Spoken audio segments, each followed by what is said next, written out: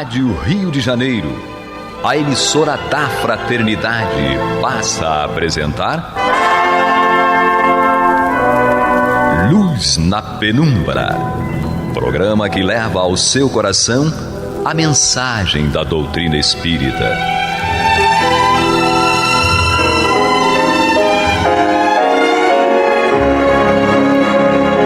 E com vocês, João Batista, para o estudo de O Livro dos Espíritos, da obra codificada por Allan Kardec. Papai do Céu nos guarde, nos abençoe. Louvado seja nosso Senhor Jesus Cristo. E que possamos fazer do tempo esta dádiva que a todos nós é dada de maneira igual, um recurso a mais para que a nossa caminhada seja a cada dia mais firme e consistente no rumo da perfeição, que é onde encontraremos a verdadeira felicidade. Hoje, aqui estamos com Dario Raume. Olá a todos os ouvintes. Estamos mais uma vez, com todo prazer e alegria, voltando ao estudo do Livro dos Espíritos. E Angélica. Esses olhos azuis.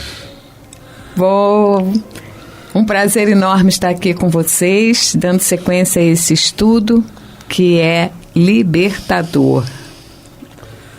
E entrando no processo de libertação, vamos abrir com Dario na pergunta 932, nós vamos estudar as perguntas 932 e 933.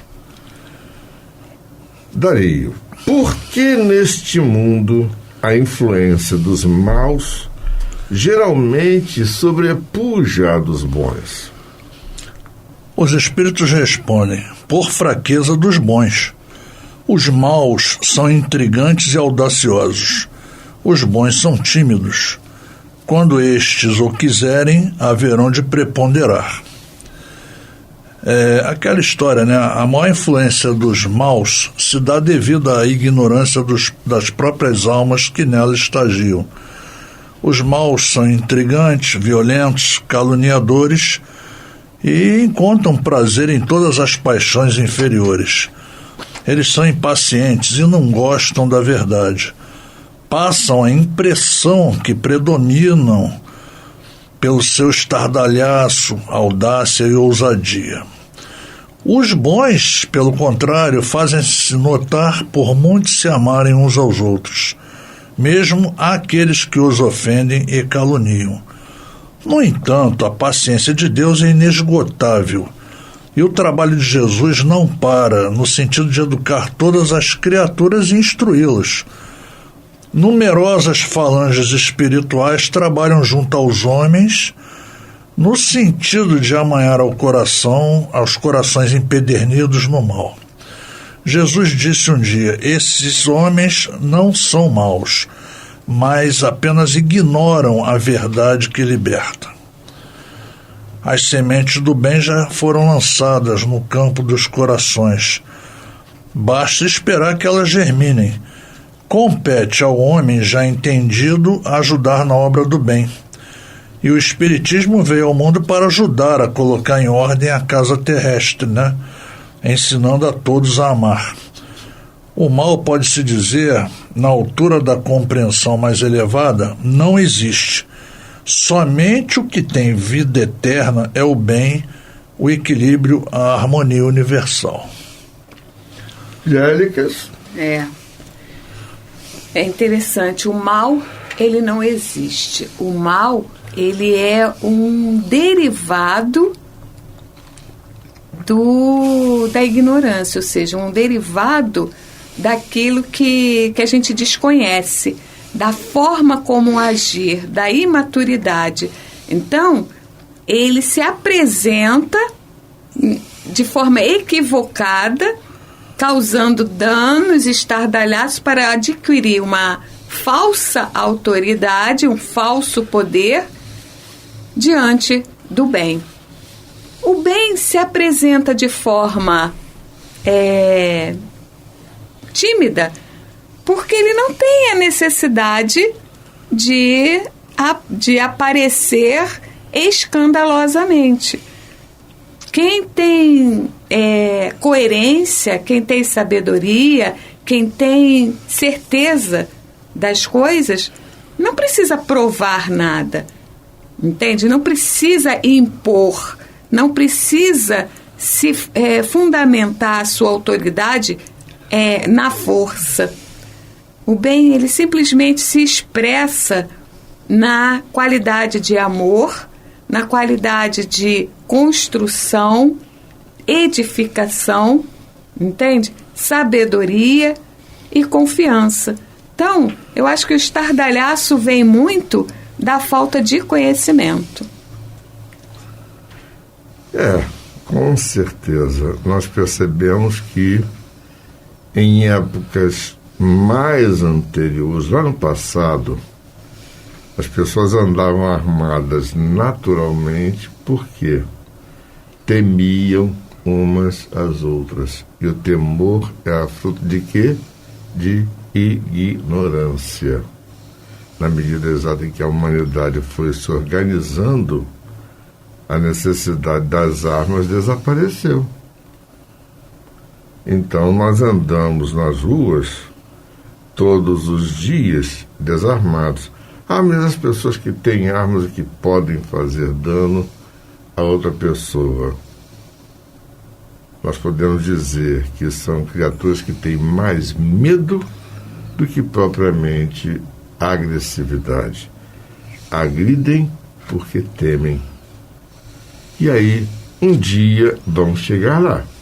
São espíritos imortais como nós e filhos de Deus como nós. Nós vamos ler da pergunta 933 a pergunta e a resposta dos espíritos que vão ser analisados pela nossa Angélica. O comentário de Kardec, eu lerei cada parágrafo e nós vamos fazer o nosso tete-a-tete tradicional. Tá bom? Eu sei que daqui a 5 minutos vai entrar a nossa vinheta, mas tudo bem. Se o homem é quase sempre o artífice de seus sofrimentos materiais, também será o causador de seus sofrimentos morais? Responde os espíritos que mais ainda, porque os sofrimentos materiais algumas vezes independem da vontade, mas o orgulho ferido, a ambição frustrada, a ansiedade da avareza, a inveja, o ciúme, todas as paixões, em suma, são torturas da alma. A inveja e o ciúme. Felizes os que desconhecem esses dois vermes roedores. Com a inveja e o ciúme não existe calma, não há repouso possível para aquele que é cometido por esse mal. Os objetos da sua cobiça, do seu ódio, do seu despeito, se erguem diante dele como fantasmas que nunca lhe dão trégua e o perseguem até no sono. O invejoso e o ciumento vivem num estado de febre contínua. Será essa uma situação desejável? Não compreendeis que com suas paixões o homem cria para si mesmo suplícios voluntários e a terra se torna para eles verdadeiro inferno? E aqui a gente tem que entender, porque quando eu coloquei que o mal, né, se apresenta de forma volumosa, né, e com estardalhaço na questão anterior, aqui a gente pode ter a certeza de como ele é gerado. Ou seja, nós somos 100% responsáveis pelo que geramos, de tudo de bom e de ruim que acontece com a gente. E a partir deste entendimento, a gente começa a fazer uma análise sobre os nossos sentimentos. como que nós vamos, quais são os sentimentos que mais nos prejudicam? E prejudicam a saúde, eles nos tornam enfermos, entende? Os sofrimentos materiais, eles são ocasionados, e às vezes independente da nossa vontade. E isso, entre aspas, né? Porque tudo tem a nossa participação. Se não foi nessa, foi na outra. E por isso devemos passar por situações que às vezes a gente acha que, poxa, não há nada a ver, mas aconteceu. Tudo bem. Mas tudo acontece de acordo com os nossos procedimentos. Estamos aqui diante do orgulho ferido, gerando dor, gerando angústia, da ambição frustrada, gerando revolta, raiva, a ansiedade da avareza, a inveja e o ciúme, que são 2 sentimentos extremamente mortais, porque são extremamente corrosivos. Então não há organismo que dure por muito tempo sobre o impacto dos neurotransmissores derivados destes 2 sentimentos. E, gente, a gente vai dar continuidade nessa resposta, porque ela precisa muito de uma boa reflexão. Então vamos à nossa vinheta. Você está ouvindo pela Rádio Rio de Janeiro o programa Luz na Penumbra, com estudo de O Livro dos Espíritos, na apresentação de João Batista. Então, dando sequência à pergunta 933, a resposta, o comentário de Kardec, vamos passar aqui para Dario o comentário do primeiro parágrafo. Muitas expressões pintam rigorosamente os efeitos de certas paixões. Diz-se encher-se de orgulho, morrer de inveja, secar de ciúme ou de despeito, não comer nem beber de ciúmes, etc. E esse quadro é bem real. Às vezes o ciúme nem mesmo tem objeto determinado. Há pessoas ciumentas por natureza. Sentem ciúme por tudo que se eleva, por tudo que escapa da vulgaridade, mesmo quando não são movidas por nenhum interesse direto, mas unicamente por não poderem atingir o mesmo plano. Tudo o que lhes parece estar acima do horizonte as ofusca. Caso constituíssem maioria na sociedade, fariam o possível para reduzir tudo ao nível em que se acham. É o ciúme aliado à mediocridade. Dario. Os sofrimentos no mundo devastam os homens, né? Trazendo-lhes padecimentos de todas as ordens que se possa imaginar, tanto materiais como morais. De certa forma, não se pode deter esses sofrimentos, porque eles são processo de um despertar espiritual. No caso do ciúme e da inveja, pelo seu caráter inferior, trazem lições dolorosas para a alma. Somente espíritos livres dessas paixões humanas são limpos de resíduos de todas as inferioridades, né? Os sofrimentos materiais e morais só vão desaparecer quando o espírito ascender pelo despertamento de seus dons espirituais. As almas que não têm experiências qualificadas na consciência pura desconhecem a paz e a tranquilidade. É complicado, né? Complicado como as pessoas, elas se deixam envolver, né? Eu acho que cada comportamento nosso, cada coisa que nos causa um certo desconforto, deveriam passar pelo crivo do nosso raciocínio. A gente precisa exercitar a reflexão, precisa exercitar essa autoanálise para saber por que que a gente tem esse tipo de sentimento e aonde a gente quer chegar com ele. Isso é forma de crescimento. Com certeza. E já que você fez o bate-bola com o Dario, vamos dar sequência. Nós podemos encerrar o comentário de Kardec? Sim, com certeza. Então, vamos encerrá-lo. Na maioria das vezes, o homem só é infeliz pela importância que atribui às coisas deste mundo. A vaidade, a ambição e a cupidez, quando frustradas, fazem-no infeliz. Se ele se colocar acima do círculo acanhado da vida material, se elevar seus pensamentos para o infinito que é seu destino, as vicissitudes da humanidade lhe parecerão mesquinhas e pueris, com a tristeza da criança que se aflige pela perda de um brinquedo que constituía a sua felicidade suprema.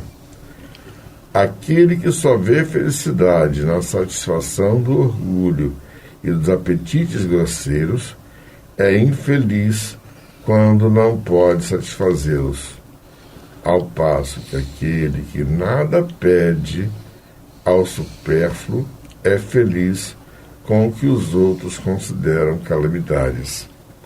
Referimos ao homem civilizado, pois o selvagem, cujas necessidades são mais limitadas, não tem os mesmos motivos de cobiça e de angústias, já que diversa é a sua maneira de ver as coisas.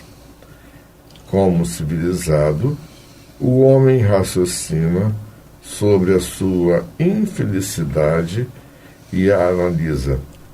Por isso, é mais afetado por ela. Mas também lhe é possível raciocinar sobre os meios de obter consolação e de analisá-los. Ele encontra essa consolação no sentimento cristão, que lhe dá a esperança de um futuro melhor, e no Espiritismo, que lhe dá a certeza desse futuro. Lembrando aqui que essa questão aqui de sentimento cristão até certeza do futuro está grifado em itálico, ou seja, a importância do codificador de dar ênfase à solução e não ao problema.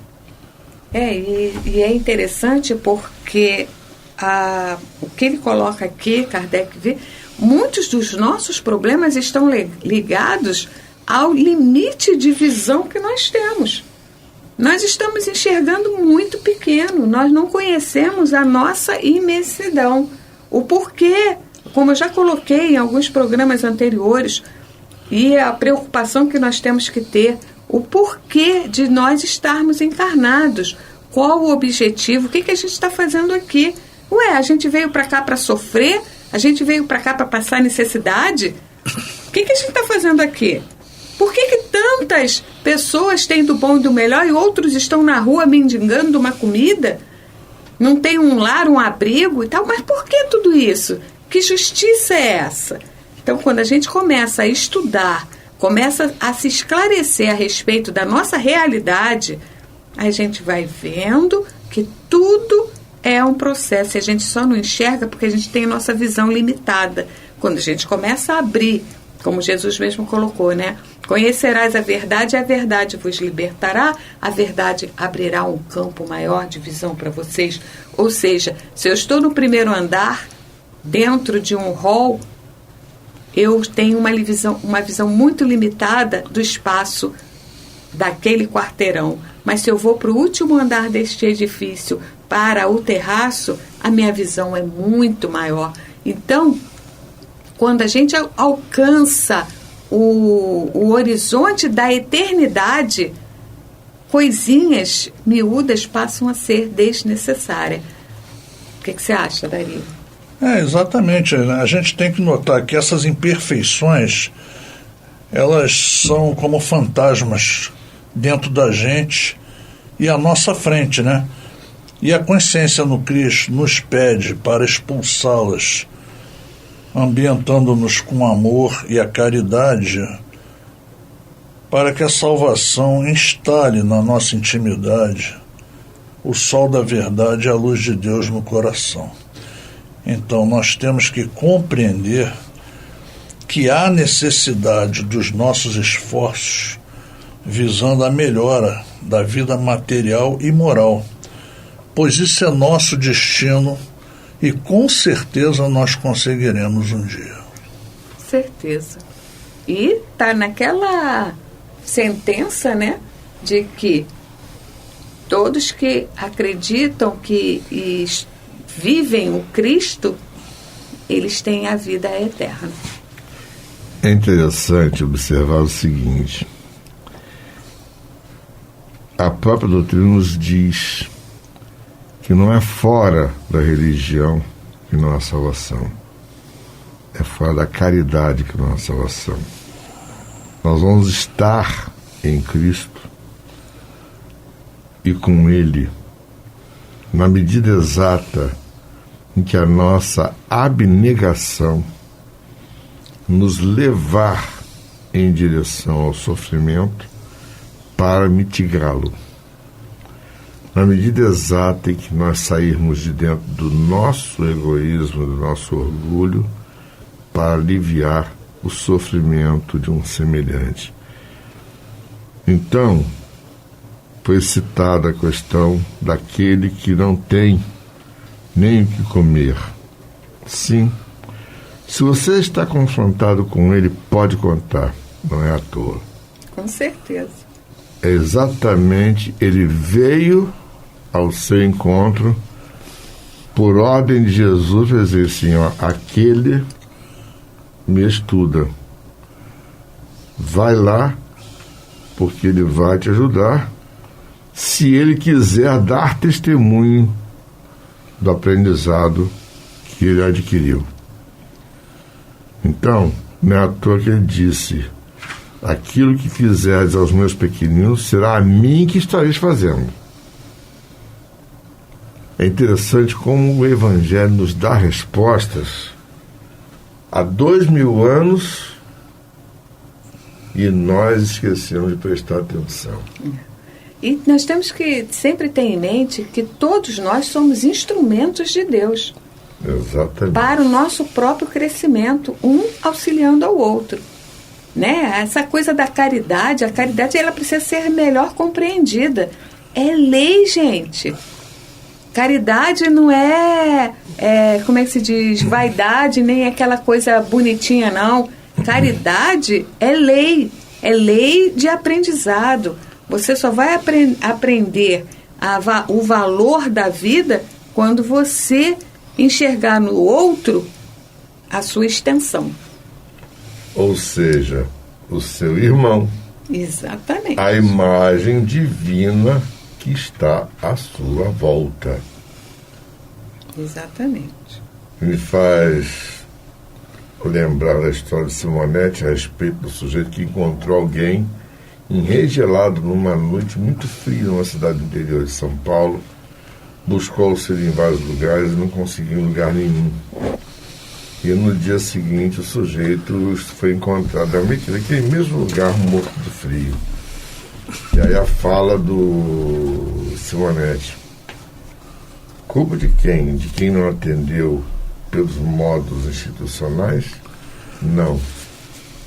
Daquele fulano que tinha acabado de sair do centro espírita e não teve a coragem de pegar aquele sujeito que estava cheio de frio e levar para sua casa e pelo menos agasalhá-lo e dar um alimento. Ou seja, nós temos que ousar no bem. Se o mal é tão ousado, ousemos fazer mais. Só para avacalhar. Vamos fazer um pouquinho mais. E vamos pedir desculpas àqueles que estão mais necessitados que nós, porque afinal de contas, se eles estão nessa condição, não estão por vontade própria. Estão para nos ajudar a evoluir. O negócio é esse. O pão que nós damos, ele não alimenta ao faminto, ele alimenta a nossa necessidade de aprender. Que reflitamos a respeito disso, que o Papai do Céu nos guarde, nos abençoe, hoje, agora e para todos sempre, e que possamos fazer do tempo esta dádiva que a todos nós é dada de maneira igual, um recurso a mais, para atingir planos mais elevados da existência e a verdadeira felicidade. Graças a Deus. Você está ouvindo o programa Luz na Penumbra.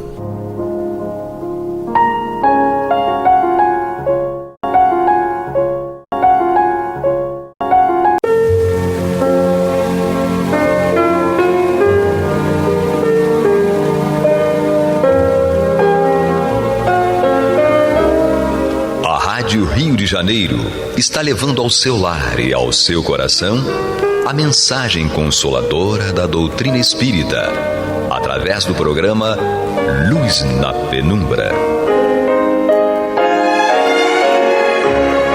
E agora com vocês, Antônio de Pádua Barbosa e Marta Batista. Olá, meus amigos, estamos aqui de volta mais uma vez para darmos continuidade ao programa Luz na Penumbra, no qual nós estudamos o Evangelho segundo o Espiritismo de Allan Kardec. Nós estamos aqui em seu capítulo 23, Estranha Moral. E hoje, para darmos continuidade a este estúdio, nós contamos mais uma vez com a presença da nossa irmã Marta Batista, que vai nos abrilhantar com seus comentários. Tudo bem, Marta? Tudo bem, Antônio. Vamos então prosseguir com esse estudo, porque esse estudo dessa proposta do capítulo Estranha Moral é uma proposta bastante importante no nosso processo de evolução, no nosso processo de caminhada, no sentido de progredir. Então, ele todo o capítulo, como eu e você já falamos na semana passada, é um capítulo que traz aparentes contradições em relação à fala de Jesus. Mas nós já percebemos, a partir da semana passada, quando nós começamos a explanar sobre a proposta do capítulo, que não tem contradição. O que, na realidade, o capítulo pretende é justamente reunir todas as citações, ou melhor, todas não, algumas citações que foram atribuídas a Jesus e nas quais ele apresenta ali uma proposta de nós começarmos a entender a ordem das coisas, a importância das coisas. E ele destaca que todas as questões espirituais são predominantes. Então, ninguém tem que odiar pai e mãe, ninguém tem que abandonar pai, mãe e filhos, ninguém deixa de atender as necessidades de quando um corpo, falece e precisa ser enterrado, precisa passar por aquele ritual. Nada disso, a proposta não é essa, E muito menos que nós devemos usar a espada, porque Jesus trouxe a espada e não a paz. Então nós vamos perceber que ao longo do capítulo todas as propostas são a de que aquilo que normalmente, no ponto de vista material, nós priorizamos, ele explica que deve ser atendido de acordo com as necessidades, mas nunca preterindo as questões espirituais, que elas sempre terão um papel maior, uma preponderância sobre as questões materiais. Só assim a gente progride, só assim a gente evolui. Então vamos ver, os itens que vamos estudar hoje são 4, 5 e 6, que tratam do tema abandonar seu pai, sua mãe e seus filhos. aquele que houver deixado por meu nome sua casa, seus irmãos ou suas irmãs, ou seu pai ou sua mãe, ou sua mulher ou seus filhos, ou suas terras, receberá o cêntuplo de tudo e terá por herança a vida eterna. Mateus, capítulo 19, versículo 29. Então disse Pedro: quanto a nós, vês que tudo deixamos e que te seguimos. Jesus lhe respondeu: em verdade vos digo que ninguém deixará pelo meu reino de Deus a sua casa, ou seu pai, sua mãe, ou seus irmãos, ou sua mulher, ou seus filhos, que não receba ainda neste mundo muito mais, e no século que vier, a vida eterna. Lucas, capítulo 18, versículos 28 a 30. E ainda Lucas, mais uma orientação quando ele diz: um outro lhe disse: Senhor, eu te seguirei, mas permite que antes disponha do que tenha em minha casa. Jesus lhe respondeu: quem quer que, tendo posto a mão na charrua, olhe para trás, não é digno do reino de Deus. Lucas, capítulo 9, versículos 61 e 62. Então, as três propostas aqui, duas de Lucas e uma em Mateus, são justamente de que nós sempre priorizemos as questões espirituais em importância. Não é que nós tenhamos que deixar, de fato, literalmente, a gente já viu que não se pode estudar nada relativo a Jesus de forma literal, né?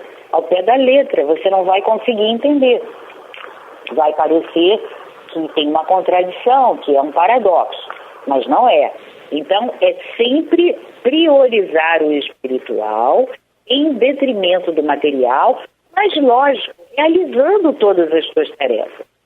Então, o que ele quer dizer aqui é que todas as vezes que você, com muito amor, com muito carinho, com muita responsabilidade, atendeu a tua família toda e a todas as tuas responsabilidades aqui na Terra, mas atendendo a isso, mas sempre priorizando as questões espirituais, claro que com certeza no século que vier você receberá a vida eterna e ainda receberá o cêntuplo sobre tudo isso.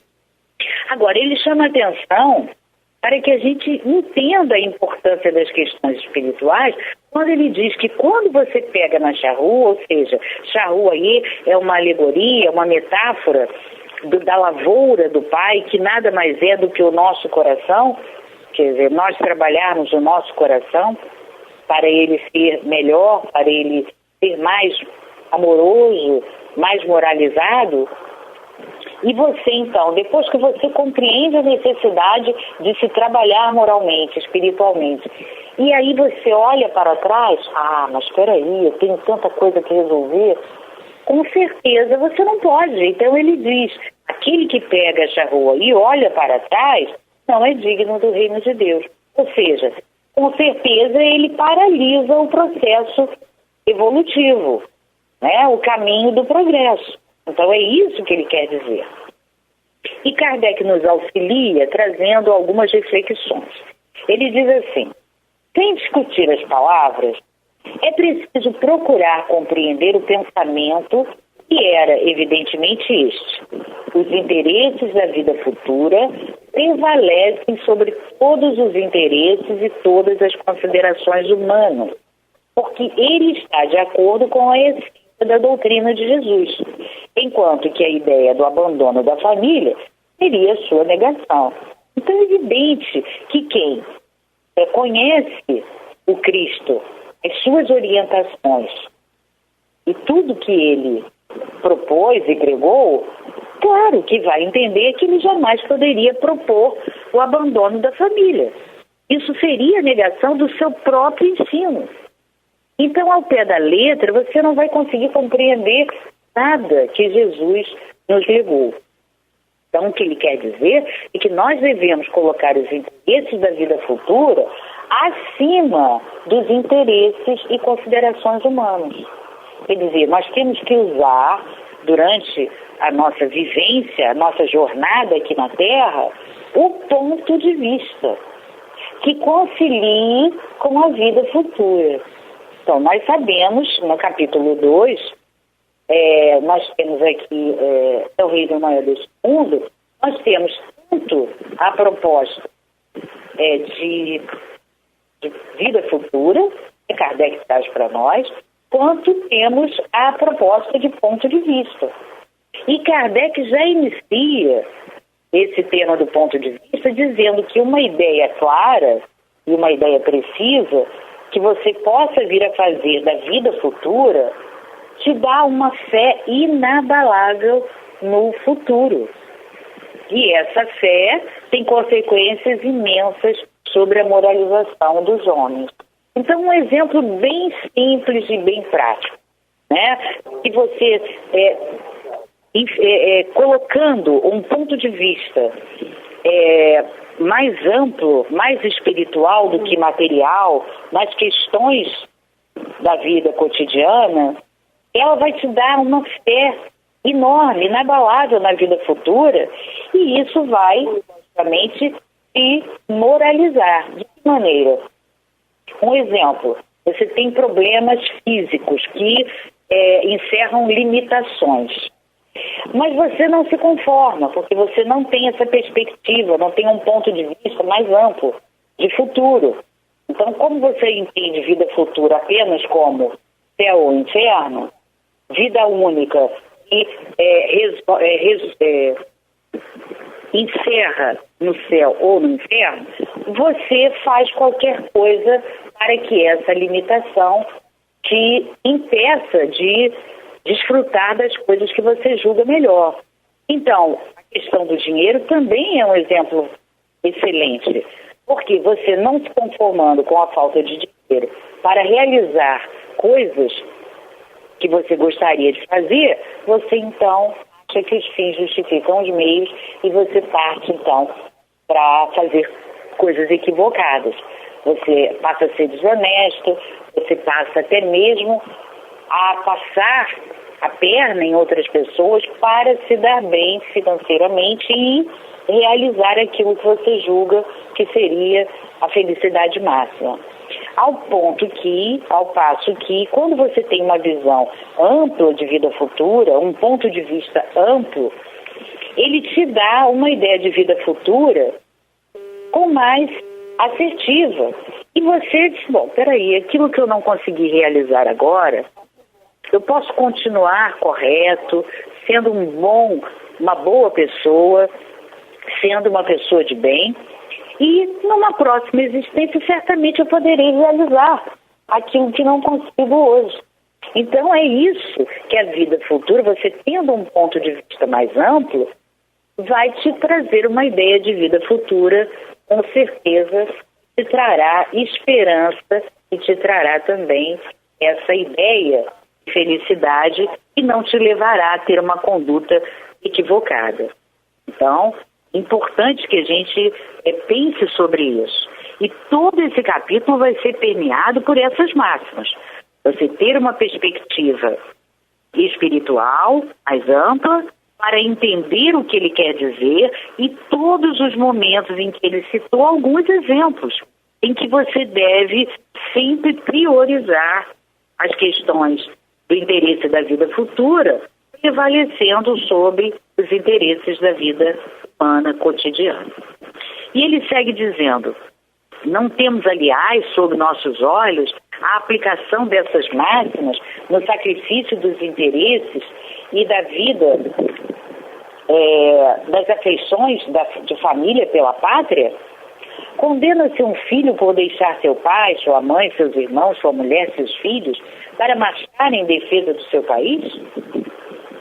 Ao contrário, não lhe é concedido um grande mérito por deixar as doçuras do lar doméstico e o calor das amizades para cumprir um dever?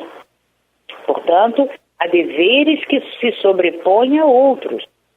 A lei não impõe à filha a obrigação de deixar os pais e seguir o seu esposo? Sim, uma questão de que, lógico, ele estava falando com uma perspectiva daquela época, né? Evidente que agora o contexto é outro, mas de qualquer maneira, não pela lei, mas pela própria proposta do contrato de união, essa proposta, esse contrato, que lógico, eu não estou nem falando de um contrato de lei, estou falando de um contrato entre duas pessoas. Esse contrato faz com que você, olha, você não pode se casar e permanecer naquela casa dos pais, né? Você tem que seguir e formar uma nova família. Então, existem sempre na vida humana, existem sempre situações que prevalecem, que se sobrepõem a outras questões, que elas são mais importantes. Então, se na vida humana existem questões que se sobrepõem em importância a outras, imagina as questões espirituais, que dizem respeito à tua felicidade, que dizem respeito ao teu progresso, que dizem respeito à tua evolução. É evidente que vai ter e vão existir questões que sobrepõem, que prevalecem sobre outras. E é aí que nós precisamos entender e refletir sobre isso. Você tem que viver de acordo com as normas que as leis e o contrato social estabelecem para você em família, mas sempre entendendo que você vai ser equilibrado, você vai ser racional em relação àquela vivência, porém entendendo que a tua vida futura não pode ser colocada de lado. E aí a gente percebe certas pessoas que dão maior importância a tudo que se relaciona ao emprego, a tudo que se relaciona às questões domésticas dentro de casa. Ninguém está falando que aquilo é ruim, negativo, que não tem importância. Claro que tem. Naquele papel, naquele cenário doméstico, tem importância. Mas a gente não pode deixar de lado questões espirituais, né? Se comprometer com a proposta espiritual. Evidente que a proposta espiritual aqui na Terra ainda passa pela religião, mas você ter o compromisso de estudar e de se debruçar sobre essa reforma íntima, estudar para você se debruçar sobre uma transformação interior.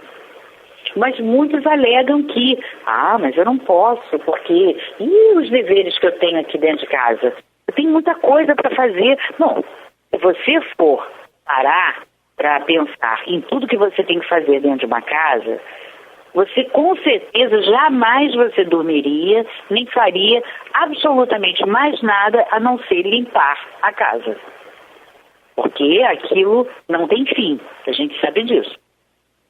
A questão do emprego também, você tem uma jornada. Essa jornada tem um limite de horário. Justamente porque se você não parar naquele horário, você ia adentrar a noite afora, a madrugada afora, e ia trabalhar sem parar, porque é lógico, aquilo não teria fim. Então, nós temos que aprender a priorizar, nós temos que aprender a perceber, a discernir os interesses que prevalecem, aqueles que vão te dar retorno em termos definitivos, que são as questões espirituais. Então ele segue. O mundo está cheio de casos em que as separações mais penosas são necessárias, mas as afeições não se rompem por isso. O afastamento não diminui nem o respeito, nem a solicitude que são devidos aos pais, nem a ternura pelos filhos. Vê-se então que mesmo interpretadas ao pé da letra, exceto o termo odiar, essas palavras não seriam a negação do mandamento que determina ao homem honrar seu pai e sua mãe, nem do sentimento de ternura paternal.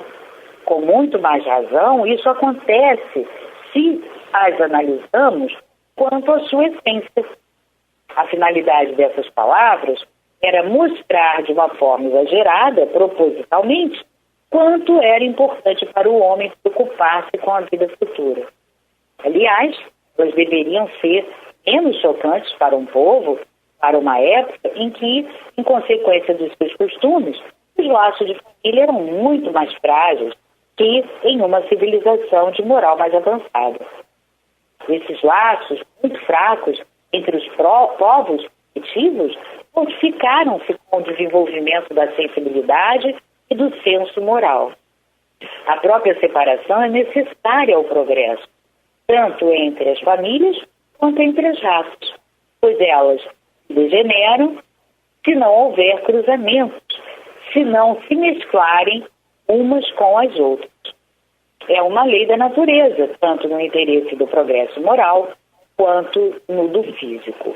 Então ele diz aqui claramente que certas separações são necessárias. Para quê? Para que a gente progrida, tanto em termos pessoais, quanto em termos familiares, de sociedade também. Ele fala até de raças, né? É verdade, porque se você reencarna numa outra raça, ou até mesmo vai para um outro continente a trabalho, né, você vai absorver novas ideias e novos costumes através daquela nova sociedade que você vai participar. E isso é fundamental, né? Um pai ou uma mãe deixa de amar o seu filho porque ele teve que se mudar para um outro país distante, porque aquilo seria positivo para ele progredir profissionalmente? Claro que não. Ninguém deixa de amar um filho, uma esposa, um esposo, por ele ter que se afastar por algum motivo.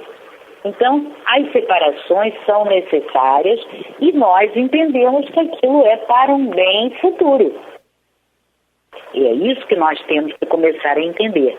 Se temos que entender isso, somos compelidos a entender isso do ponto de vista aqui na Terra, imagina a questão espiritual da vida futura. Muito mais ainda. E ele segue, terminando. As coisas aqui estão encaradas apenas do ponto de vista terrestre. O Espiritismo faz com que as possamos ver de mais alto, mostrando-nos que os verdadeiros laços de afeição são os do espírito e não os do corpo. Que esses laços não se rompem nem com a separação, nem com a morte do corpo. Que eles se fortificam na vida espiritual pela deparação do espírito. Verdade consoladora que nos dá uma grande força para suportar as vicissitudes da vida. Então, encerra nos mostrando que tanto do ponto de vista material, com a separação temporária ou a definitiva física, que é a morte, isso não vai romper jamais os laços de afeição que os espíritos têm estabelecido, ou que estabeleceram. Porque a verdadeira afeição é a espiritual, aquela que transcende. Então, esses espíritos com certeza se encontrarão em outros momentos. Então, percebemos assim que o que ele nos propõe é que tenhamos sempre em mente o que é mais importante. A prevalência das questões da vida futura, espirituais, sobre as questões terrenas. Não é isso, Antônio? É isso mesmo. A interpretação dessas passagens de Jesus é muito importante, né? E este capítulo vem com essa finalidade, tirar este véu desse mal entendimento, para que nós possamos, então, absorver melhor os ensinamentos que o Cristo nos deixou, né? Muitas vezes há palavras aqui que hoje têm um significado um pouco mais forte, diferentemente de que na época do próprio Cristo. Então isso causa em nós algum constrangimento, mas a grande verdade é que se o mandamento maior diz que devemos amar Deus acima de todas as coisas, então amar Deus significa também seguir aquilo que o Cristo nos trouxe, a sua doutrina, a sua proposta, que além de dizer que devemos amar Deus, devemos amar o próximo, né? Então, quando houver uma divergência entre qualquer pessoa da família, do trabalho, ou das nossas coisas, nossos interesses, negócios, que bata de frente com o amor que devemos dedicar a Deus e ao próximo, nós devemos optar por amar Deus e ao próximo, independentemente de quem esteja batendo de frente conosco. É essa a ideia do Cristo. Não é sair por aí seguindo Jesus numa trilha. Isso é uma metáfora, seguir Jesus. Seguir Jesus é cumprir os seus mandamentos, suas ideias, sua proposta. Então está muito bem esclarecido por você. Tenho certeza que nossos irmãos que ouviram a sua explanação compreenderam bem. Então, sendo assim, vamos ficar hoje por aqui, desejando a todos uma boa noite e muita paz. Muita paz a todos.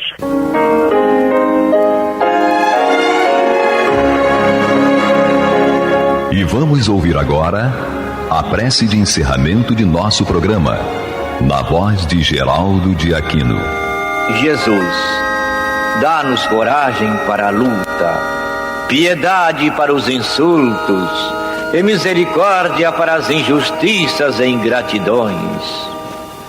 Limpa nossa alma de inveja e ambições mesquinhas, de ódio e de vingança o nosso caminho.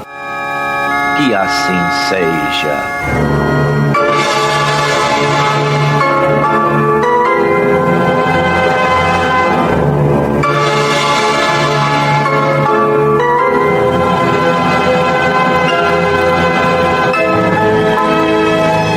Acabamos de apresentar o programa Luz na Penumbra.